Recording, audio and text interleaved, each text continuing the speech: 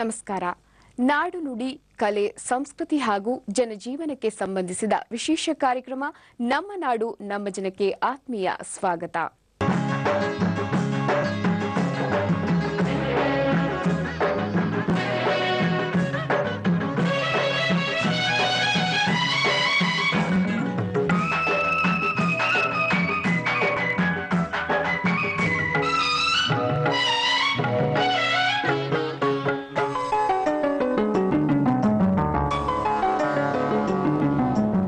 ಕರಾವಳಿ ತೀರದಲ್ಲಿ ಹೆಚ್ಚಾಗಿ ಪ್ರಚಲಿತವಾಗಿರುವ ತುಳು ಭಾಷೆ ಅಲ್ಲಿನ ಜನರ ಆಡು ಭಾಷೆಯಾದರೂ ತನ್ನದೇ ಆದ ಹಿರಿಮೆ ಗರಿಮೆಯನ್ನ ಹೊಂದಿದೆ.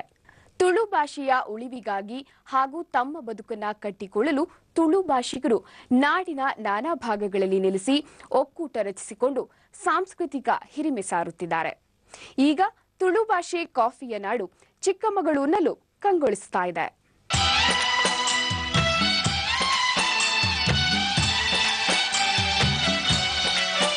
ಮೂಡಿಗೆರೆ ತಾಲೂಕಿನಲ್ಲಿ ಕಳೆದ 4 ವರ್ಷಗಳ ಹಿಂದೆ ಸಂಘಟಿತರಾಗಿ ತುಳುಕೂಟ ರಚಿಸಿಕೊಂಡಿದ್ದಾರೆ.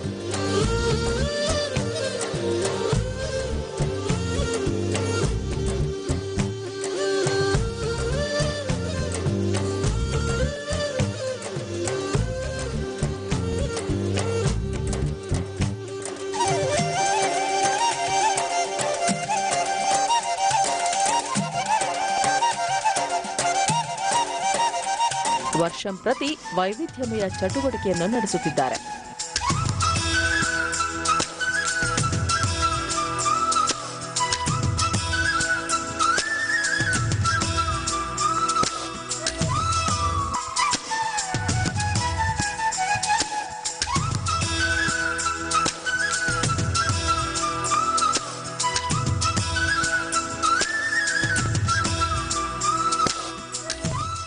ಈ ವರ್ಷ ನಡೆದ ತುಳು ವೈಭವ ತುಳು ಭಾಷಿಕರ ಸಾಂಸ್ಕೃತಿಕ ಪರಂಪರೆ ಅನಾವರಣಗೊಳಿಸುವಲ್ಲಿ ಯಶಸ್ವಿಯಾಯಿತು.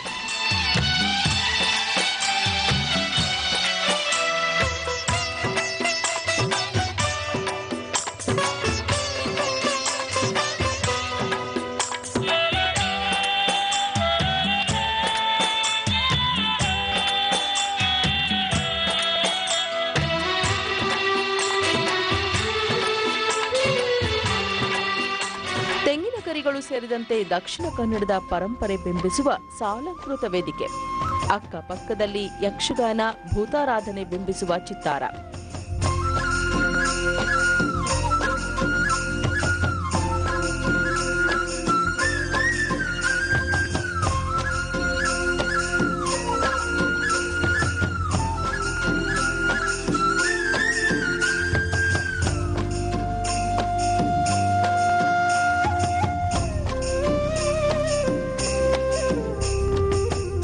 ವೇದಿಕೆಯಲ್ಲಿ ಭಾಷಣ ಮಾಡುವ ಸ್ಥಳದಲ್ಲಿ ಅಕ್ಕಿಯನ್ನು ಕಟ್ಟಿಡುವ ಮುಡಿಯಿಂದ ನಿರ್ಮಿತ ಸ್ಟ್ಯಾಂಡ್, ಮಳೆಗಾಲದಲ್ಲಿ ಬಳಸುವ ಗೊರಬು, ಚೆನ್ನಮಣೆ ಇನ್ನಿತರೆ ಹಳೆಯ ಪಾತ್ರೆ ಪರಿಕರಗಳು ವೇದಿಕೆಗೆ ಕಳೆತಂದು ಕೊಟ್ಟಿದ್ವು.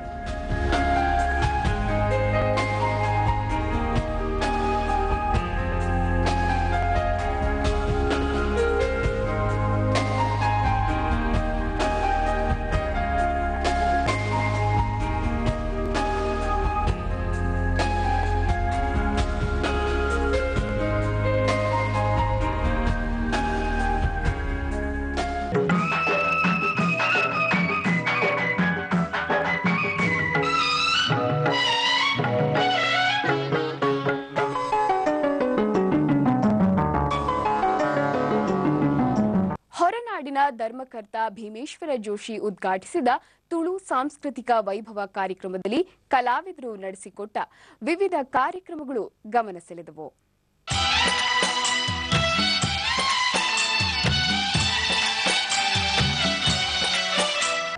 ಹೊರನಾಡಿನ ಧರ್ಮಕರ್ತ ಭೀಮೇಶ್ವರ ಜೋಶಿ ಕಾರ್ಯಕ್ರಮವನ್ನು ಉದ್ಘಾಟಿಸಿದರು.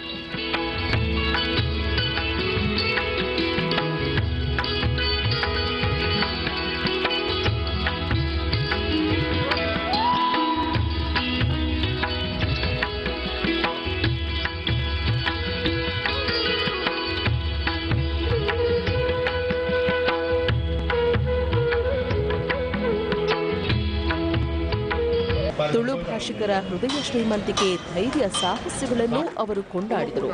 ತುಳು ಭಾಷೆದ ತುಳು ಜನಕ್ಕನ ವಿಶೇಷಾಯನ ದಕ್ಷಿಣ ಕನ್ನಡದ ಜನಕ್ಕನ ಜೀವನ ಕ್ರಮ ಪದ್ಧತಿಯ ಒಂದು ಚೌಕಟ್ಟನ್ನು ತೋಜ ಅವನ ಒಂದು ವ್ಯವಸ್ಥೆ ಆಚರಣೆ ಮಾಡೋದಕ್ಕೆ ನಮ್ಮ ಭಾರಿ ಸಂತೋಷ ಪಡೋದಿಲ್ಲ, ಭಾರಿ ಗೌರವ ದಯಮಾಡ ದಕ್ಷಿಣ ಕನ್ನಡದ ತೂಯಿನ ಒಂದು ವಿಶೇಷ ಪಂಡ ಪರಶುರಾಮ ಕ್ಷೇತ್ರದ ಉಪ್ಪನ ವಿಶೇಷ ಹೆಚ್ಚಿನ ಪಂಡ ಶಿಸ್ತು, ಸಂಯಮ, ಕಾರ್ಯಕ್ರಮ ಕಾರ್ಯದಕ್ಷತೆ, ವ್ಯವಸ್ಥೆ, ಅಚ್ಚುಕಟ್ಟುತನ ಇದು ಪೂರ್ಣತೆ ಅವು ಪೂರ ದಕ್ಷಿಣ ಕನ್ನಡ ಉಪ್ಪನ ನಿಮ್ಮ ವಾ ಕಾರ್ಯಕ್ರಮ ಎಲ್ಲ అయితే ಒಂದು ಮಾತ್ರ రెట్టంటి వ్యవస్థను మాకున ಒಂದು ಸಾಮರ್ಥ್ಯ ಯೋಗ್ಯತೆ ಉಪ್ಪನ ನಾಡು ದಕ್ಷಿಣ ಕನ್ನಡ. ಉಪನ್ಯಾಸಕಿ ಕಾತ್ಯಾಯಿನಿ ಕುಂಜಬೆಟ್ಟು ಹಾಡುಗಳ ಮೂಲಕ ಸಂಸ್ಕೃತಿ ಅನಾವರಣಗೊಳಿಸಿ ಸಭಿಕರ ಮೆಚ್ಚುಗೆಗೆ ಪಾತ್ರರಾದರು.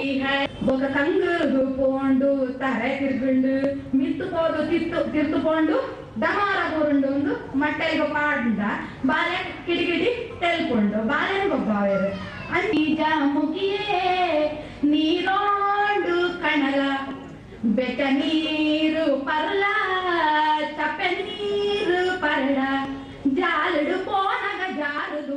ತುಳು ಸಾಹಿತ್ಯ ಅಕಾಡೆಮಿಯ ಡಾಕ್ಟರ್ ಪಾಲ್ತಾಡಿ ರಾಮಕೃಷ್ಣ ಆಚಾರ್ ಮಂಗಳೂರು, ಉಡುಪಿ ಜಿಲ್ಲೆಗಳಲ್ಲಿ 6ನೇ ತರಗತಿಗೆ 3ನೇ ಭಾಷೆಯಾಗಿ ತುಳು ಇದ್ದು ಇದನ್ನು ಚಿಕ್ಕಮಗಳೂರಿಗೂ ವಿಸ್ತರಿಸಬೇಕೆಂದು ಆಶಿಸಿದರು.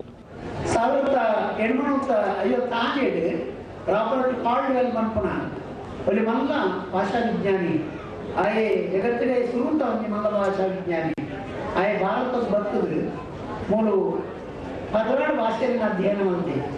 ಭಾರತದ ಭಾಷೆಯಲ್ಲಿ ಮುಖ್ಯವಾದ 2 ಭಾಗವನ್ನು ಪೇರು, ಒಂದು ಸಂಸ್ಕೃತ ಜನ್ಯ ಭಾಷೆಗಳು, ಒಂದು ದ್ರಾವಿಡ ಜನ್ಯ ಭಾಷೆಗಳು. ನಮ್ಮ ಕನ್ನಡ. ಇದೇ ವೇಳೆ ಸೇನೆ, ಸಹಕಾರ, ಶಿಕ್ಷಣ ಕ್ಷೇತ್ರದಲ್ಲಿ ಸಾಧನೆ ಮಾಡಿದ ಕರ್ನಲ್ ಪಿವಿ ಹರಿ, ಹಳಸೆ ಶಿವಣ್ಣ, ಎಚ್.ಟಿ. ರಕ್ಷಿತಾರನ್ನು ಸನ್ಮಾನಿಸಲಾಯಿತು.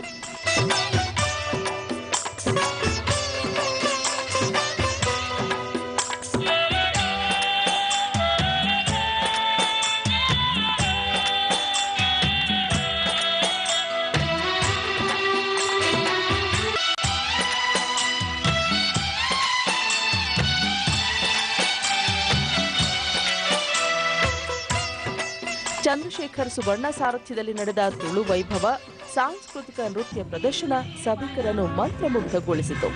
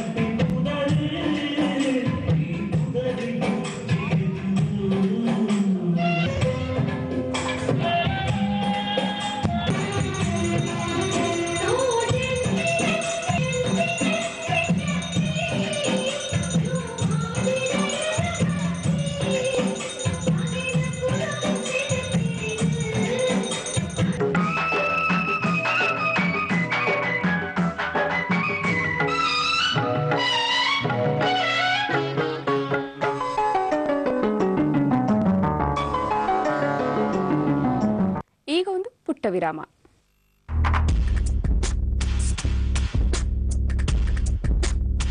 ಪಾತಕ ಲೋಕದ ಅನಾವರಣ, ಫ್ಯಾಷನ್ ಬದುಕಿನ ಭಿನ್ನಾಣ, ಪ್ರಕೃತಿ ವಿಸ್ಮಯಗಳ ಹೊಂಗಿರಣ, ರಾಜಕೀಯ ರಂಗದ ತವಕ ತಲ್ಲಣ, ದಿನನಿತ್ಯದ ವಿದ್ಯಮಾನಗಳ ಸಮಗ್ರ ಚಿತ್ರಣ. ವೀಕ್ಷಿಸಿ ಸ್ಪೆಷಲ್ ಸ್ಟೋರಿ. ಸೋಮವಾರದಿಂದ ಶುಕ್ರವಾರದವರೆಗೆ ರಾತ್ರಿ 9:30ಕ್ಕೆ ಮತ್ತು ಮಧ್ಯಾಹ್ನ 3:30ಕ್ಕೆ. ವಿರಾಮದ ನಂತರ ನಮ್ಮ ನಾಡು ನಮ್ಮ ಜನ ಕಾರ್ಯಕ್ರಮಕ್ಕೆ ಸ್ವಾಗತ.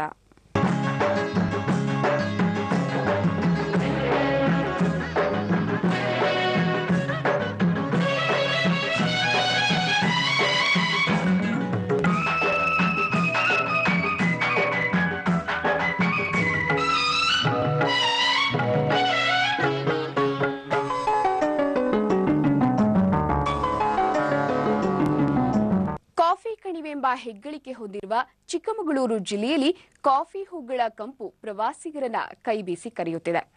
ಕಾಫಿ ಗಿಡಗಳಲ್ಲಿ ಹೂ ಅರಳಿ ನಿಂತಾಗ ಬೆಳೆಗಾರರಲ್ಲಿ ಉಂಟಾಗುವ ಸಂಭ್ರಮ ಹೇಳತೀರದು. ಈ ಹೂಗಳ ಸೌಂದರ್ಯ ವೀಕ್ಷಣೆಗೆ ನಾವು ಹೂ ತೋಟಗಳಲ್ಲಿ ಒಂದು ಸುತ್ತು ಹೋಗಿ ಬರೋಣ ಬನ್ನಿ.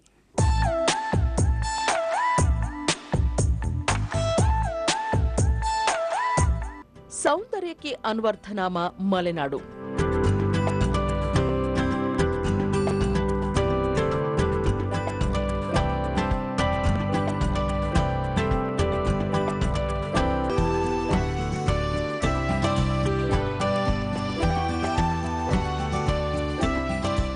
ಬೆಟ್ಟ ಗುಡ್ಡ, ಹೂ ಬಳ್ಳಿ, ನದಿ ತೊರೆ, ತಂಗಾಳಿ, ಸಸ್ಯ ಶ್ಯಾಮಲೆ ಭಂಡಾರ.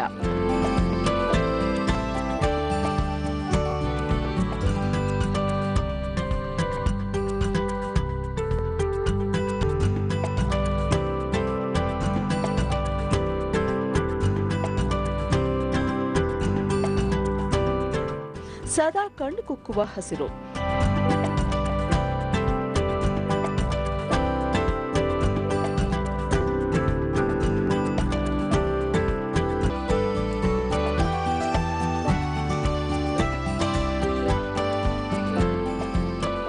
ಹೀಗೆ ಮಲೆನಾಡಿಗೆ ಮಲೆನಾಡೇ ಸಾಟಿ.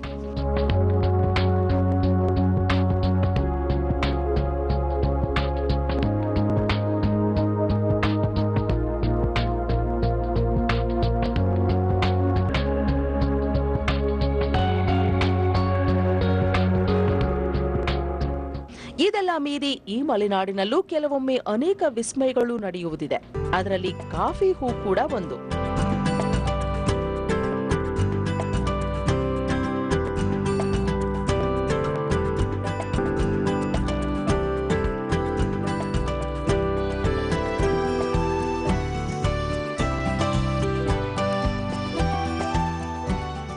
ಬಹುವಾರ್ಷಿಕ ಬೆಳೆ ಕಾಫಿ ಇಡೀ ವರ್ಷದ ಬೆಳೆಯನ್ನ ನಿರ್ಧರಿಸೋದು ಇದರ ಹೂ.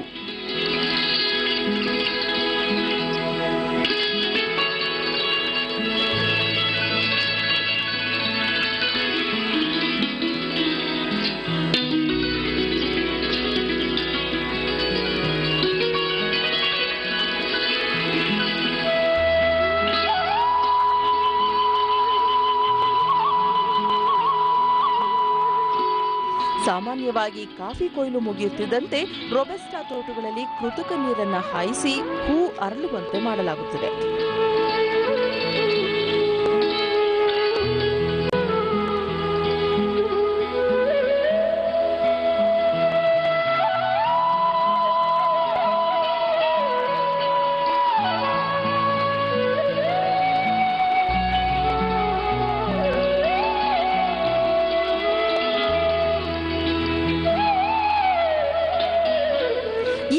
ಮಾರ್ಚ್ನಲ್ಲಿ ಹೆಚ್ಚಿನ ಭಾಗ ನಡೆಯುತ್ತದೆ.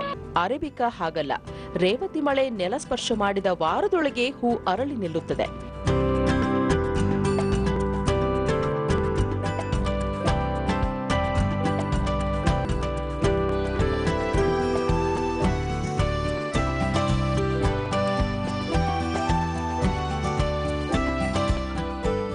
ವಸಂತನ ಸಂಭ್ರಮವನ್ನು ಕಾಫಿಯ ಹೂಗಳು ಸ್ವಾಗತಿಸುತ್ತವೆ.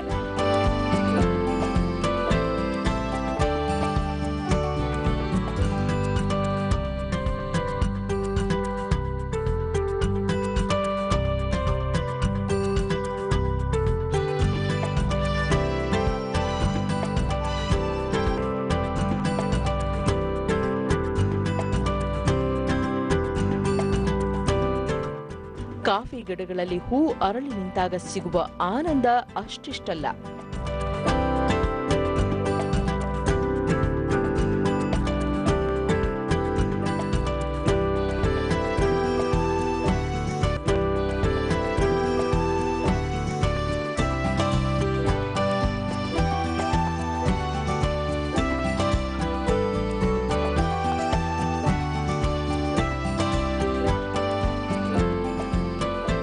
ರಸ್ತೆಯ ಇಕ್ಕೆಲೆಗಳಲ್ಲಿ ಬೆಟ್ಟ ಗುಡ್ಡಗಳ ಕಣಿವೆಗೆ ಹೊಂದಿಕೊಂಡಂತಿರುವ ಕಾಫಿ ಬೆಳೆಯುವ ಪ್ರದೇಶಗಳಲ್ಲಿ ಆಗ ಇನ್ನಿಲ್ಲದ ಸಂಭ್ರಮ.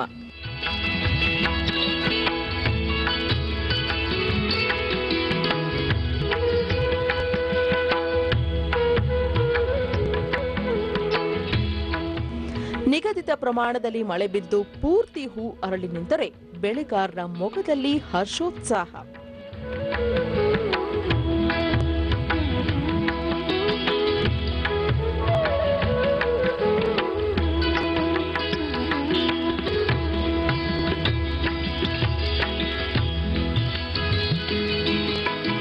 ಪರಸ್ಪರ ಎದುರಾದಾಗ, ದೂರವಾಣಿ ಸಂಭಾಷಣೆಯಲ್ಲಿ ತೊಡಗಿದಾಗ ಮೊದಲು ಕೇಳೋದು ಮಳೆ ಎಷ್ಟಾಯ್ತು, ಬ್ಲಾಸಮ್ ಹೇಗೆ ಎಂದು. ಉಳಿದ ವಿಷಯಗಳು ನಂತರ. ಕಾಫಿ ಹೂವಿಗಿಂತ ಮೊದಲು 9 ದಿವಸ ಮೊದಲು ಮಳೆ ಬರಬೇಕು.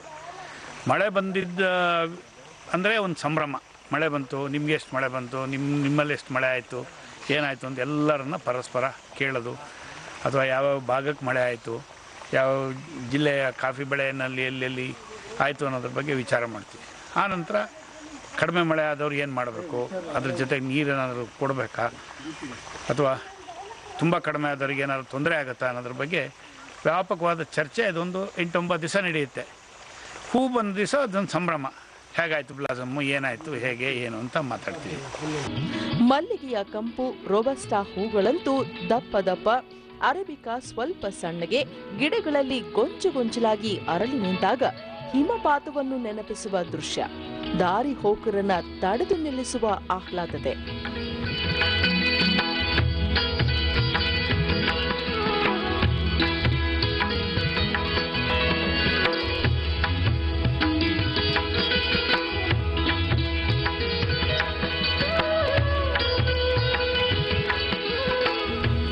ಕಾಫಿ ಹೂ ಅರಳಿದ ದಿನಗಳಲ್ಲಿ ಬೇರೆ ಊರಿಗೆ ಹೋಗಿ ನೆಲೆಸಿರುವ ಬಹಳಷ್ಟು ಮಂದಿ ನೆಂಟರಿಷ್ಟರು ಬಂದು ಹೋಗುವುದಿದೆ. ಕಾಫಿ ಹೂ ನೋಡಕ್ಕೆ ಅಂತ ಹೇಳಿ ಬಂದ್ವಿ. ನನ್ನ ಜೀವನದಲ್ಲಿ ಇದು ಮೊದಲನೇ ಅನುಭವ. ಇಲ್ಲಿ ತನಕ ಮಲ್ಲಿಗೆ ಹೂ ಅಷ್ಟೇ ನೋಡಿದ್ದೆ. ಅದ್ರ ನೋಡಕ್ಕೆ ಮಲ್ಲಿಗೆ ಹೂವಿನ ಥರನೇ ಇದ್ರು, ಪರಿಮಳ ಮಾತ್ರ ಇನ್ನೂ ಹೊಸದಾಗಿದೆ. ವಿಶೇಷ ಅಂದರೆ ಇದು ವರ್ಷದಲ್ಲಿ ಒಂದೇ ದಿನ ಆಗುತ್ತಂತೆ. ಕೇಳಿ ಒಂಥರ ಖುಷಿ ಆಯಿತು. ನನ್ನ ಅದೃಷ್ಟ ಅನ್ಕೋತೀನಿ ಇವತ್ತು ನೋಡಕ್ಕೆ ಬಂದಿದ್ದು. ಈ ಮಾರ್ಗಗಳಲ್ಲಿ ಸಂಚರಿಸುವ ಪ್ರವಾಸಿಗರ ಪಾಲಿಗಂತೂ ವಿಸ್ಮಯ ಕ್ಷಣಗಳು.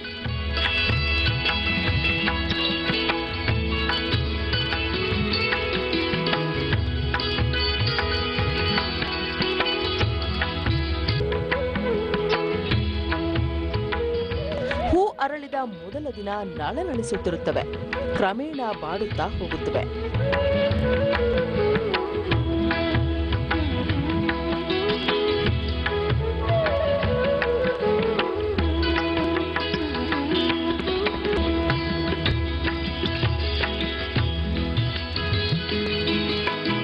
ಜೇನುಗಳಿಗೆ ಹಬ್ಬದ ದಿನಗಳು. ಮಕರಂದ ಹೀರಲು ಸಾವಿರಾರು ದುಂಬಿಗಳು ಬರುತ್ತವೆ. ತೋಟಗಳಲ್ಲಿ ದುಂಬಿಯ ಝೇಂಕಾರ ಗುನುಗುಡುತ್ತದೆ.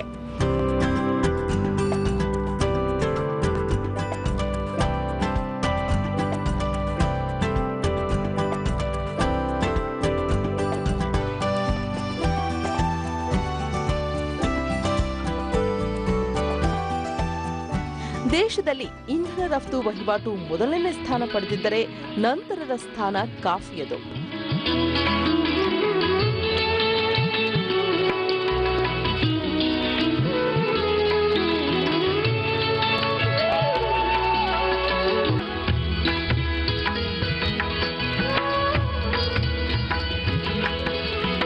ರಾಜ್ಯದ ಚಿಕ್ಕಮಗಳೂರು, ಕೊಡಗು ಹಾಗೂ ಹಾಸನದಲ್ಲಿ ಕಾಫಿ ಕೃಷಿ ನಡೆಯುತ್ತದೆ.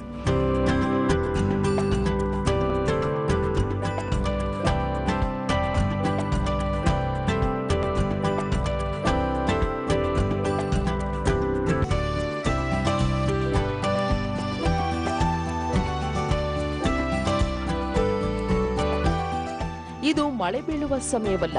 ಅಕಾಲಿಕವಾಗಿ ಮಳೆ ಬಿದ್ದ ಹಿನ್ನೆಲೆಯಲ್ಲಿ ಈಗಾಗಲೇ ಕಾಫಿ ಗಿಡಗಳಲ್ಲಿ ಹೂ ಅರಳಿ ನಗು ಬೀರಿವೆ.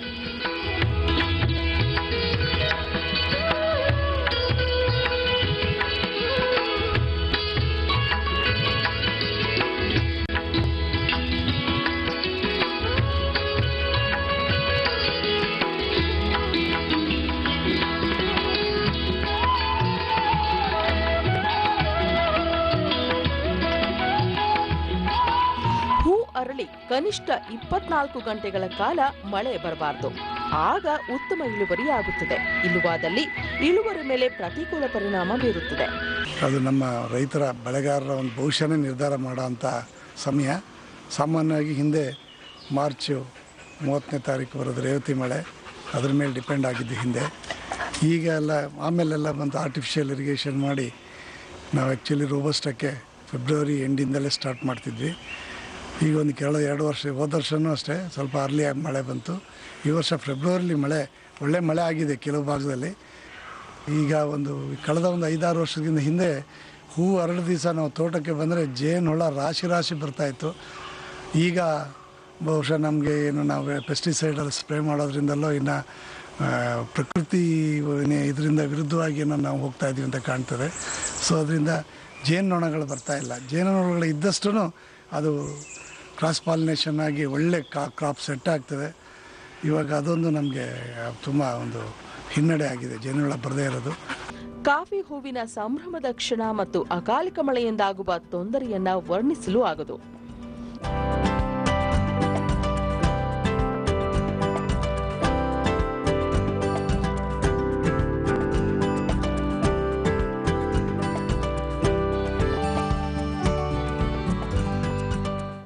ಬೆಳ್ಳಿ ಹೂ ತೀರನ ಎಳೆದಿದ್ದಾಯಿತು. ಈಗ ಬೆಳ್ಳಕ್ಕಿ ಜಾತ್ರೆಯತ್ತ ಪಯಣ ಬೆಳೆಸುವ. ಮೂಡಿಗೆರೆ ಸಮೀಪದ ತೋಟದಲ್ಲಿ ಕೇಳಿ ಬರುವ ಪಕ್ಷಿಗಳ ಕಲರವ ಆಲಿಸೋಣ ಬನ್ನಿ. ಕಾಫಿಯ ನಾಡು ಚಿಕ್ಕಮಗಳೂರು ಜಿಲ್ಲೆಯ ಮೂಡಿಗೆರೆ ಸಮೀಪದ ಹಳಸೆ ಕಾಫಿ ತೋಟ ಒಂದರಲ್ಲಿ ಪಕ್ಷಿಗಳ ಕಲರವ ಕೇಳಿಬರುತ್ತಿದೆ.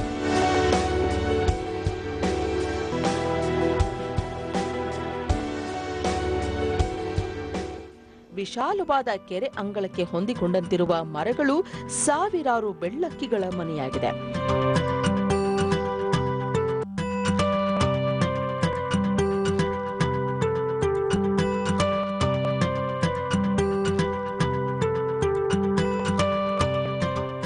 ಚಿಕ್ಕಮಗಳೂರು ಜಿಲ್ಲೆಯ ಮೂಡಿಗೆರೆ ಪಟ್ಟಣದಿಂದ 10 ಕಿಲೋಮೀಟರ್ ಅಂತರದಲ್ಲಿರುವ ಹಳಸೆ ಕಾಫಿ ತೋಟದ ಕೆರೆ ಅಂಗಳದಲ್ಲಿ ಬೆಳ್ಳಕ್ಕಿಗಳ ಬಿನ್ನಾಣ ಮನೆ ಮಾಡಿದೆ.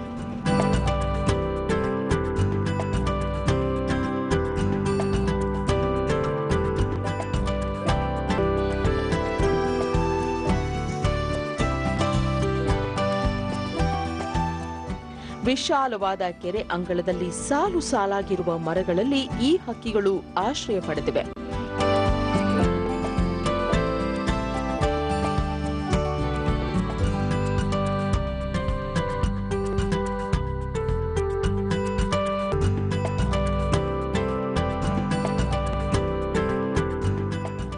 ಸೂರ್ಯ ತನ್ನ ಕಿರಣಗಳನ್ನು ಹೊರಸೂಸುವ ಮೊದಲೇ ಆಹಾರ ಅರಸಿ ಈ ಹಕ್ಕಿಗಳ ಪಯಣ ಆರಂಭವಾಗುತ್ತದೆ.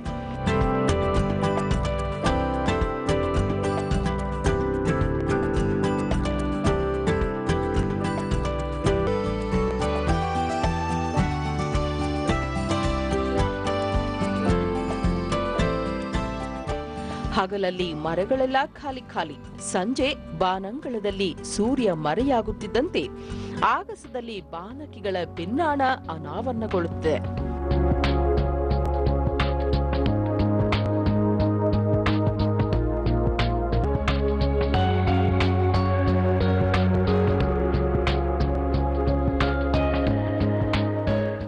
ದೂರದ ಪ್ರಯಾಣ ಮುಗಿಸಿ ಮರಳಿಗೂಡಿಗೆ ಸಾಲು ಸಾಲಾಗಿ ಬರುವ ದೃಶ್ಯ ಮನಮೋಹಕ.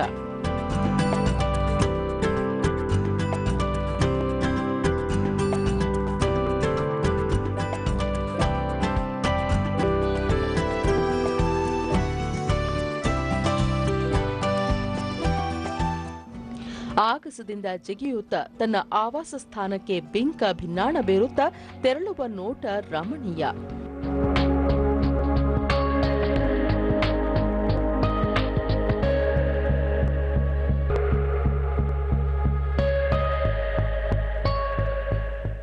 ಮರಗಳಲ್ಲಿ ಕುಳಿತಿದ್ದಾಗ ಮೌನ ಮುರಿದು ಸಪ್ಪಳ ಮಾಡಿದಲ್ಲಿ ಒಮ್ಮೆಲೆ ಒಟ್ಟಾಗಿ ಚಿಮ್ಮುತ್ತಾ ಚಿತ್ತಾರ ಮೂಡಿಸುತ್ತವೆ. ಬಾನಂಚಿನಲ್ಲಿ ರಂಗೋಲಿ ಬಿಡಿಸಿದಂತೆ ಕಾಣುತ್ತದೆ.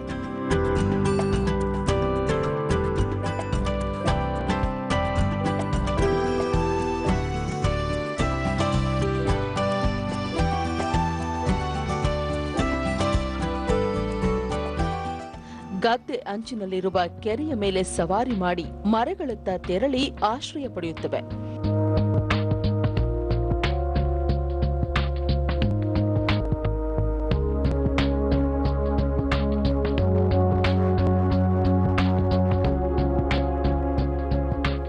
ತಮ್ಮ ಆಧಿಪತ್ಯ ಸ್ಥಾಪಿಸಲು ಸೆಣಸಾಡುತ್ತವೆ, ಚಿಲಿಪಿಲಿ ಕೊಡುತ್ತವೆ, ಚುಕ್ಕಿಗಳಂತೆ ಭಾಸವಾಗುತ್ತವೆ.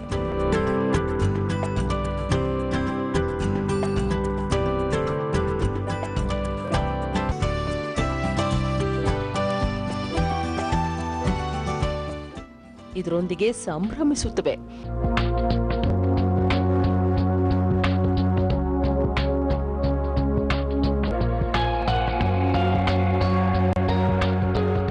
ಸಾವಿರಾರು ಹಕ್ಕಿಗಳು ಒಂದೆಡೆ ನೆಲೆಸಿದ್ದು ಅದೊಂದು ಪಕ್ಷಿಕಾಶಿಯಾಗಿ ರೂಪುಗೊಳ್ಳುತ್ತಿದೆ.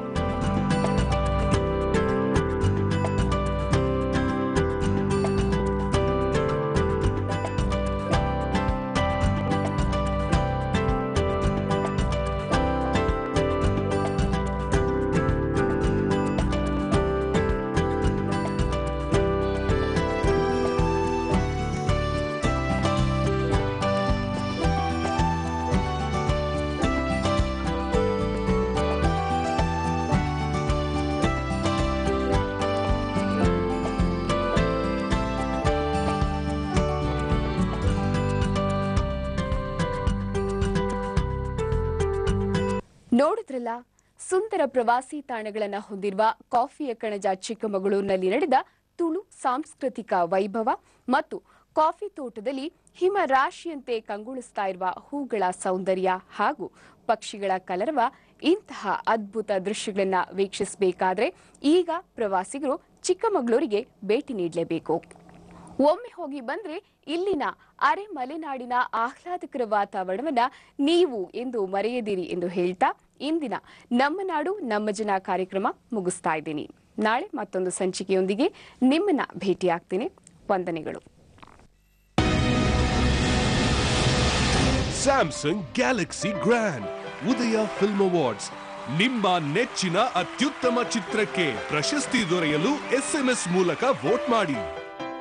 ಅತ್ಯುತ್ತಮ ಚಿತ್ರ ನಾಮಿನೀಸ್ ಆರ್ ಕೋಡ್ 1A ಅದ್ದೂರಿ, code 1B drama, code 1C Bima ತೀರದಲ್ಲಿ, ಕೋಡ್ 1D ಕ್ರಾಂತಿವೀರ ಸಂಗೊಳ್ಳಿ ರಾಯಣ್ಣ, ಕೋಡ್ 1E ಎದೆಗಾರಿಕೆ. ಈ 5 ಚಿತ್ರಗಳಲ್ಲಿ ನಿಮ್ಮ ನೆಚ್ಚಿನ ಚಿತ್ರವನ್ನು ಆಯ್ಕೆ ಮಾಡಲು UFA ಸ್ಪೇಸ್ ನಿಮ್ಮ ಆಯ್ಕೆಯ ಕೋಡ್ ಟೈಪ್ ಮಾಡಿ ಈ ನಂಬರ್ಗೆ ಕಳುಹಿಸಿ. ಐಡಿಯಾ ಗ್ರಾಹಕರು 55858ಕ್ಕೆ ಕಳುಹಿಸಿ ಹಾಗೂ BSNL, ರಿಲಯನ್ಸ್, ವೋಡೋಫೋನ್ ಮತ್ತು ಏರ್ಟೆಲ್ ಗ್ರಾಹಕರು 58585ಕ್ಕೆ ಕಳುಹಿಸಿ. ಪ್ರಾಯೋಜಕರು ಸ್ಯಾಮ್ಸಂಗ್ ಗ್ಯಾಲಕ್ಸಿ ಗ್ರ್ಯಾಂಡ್.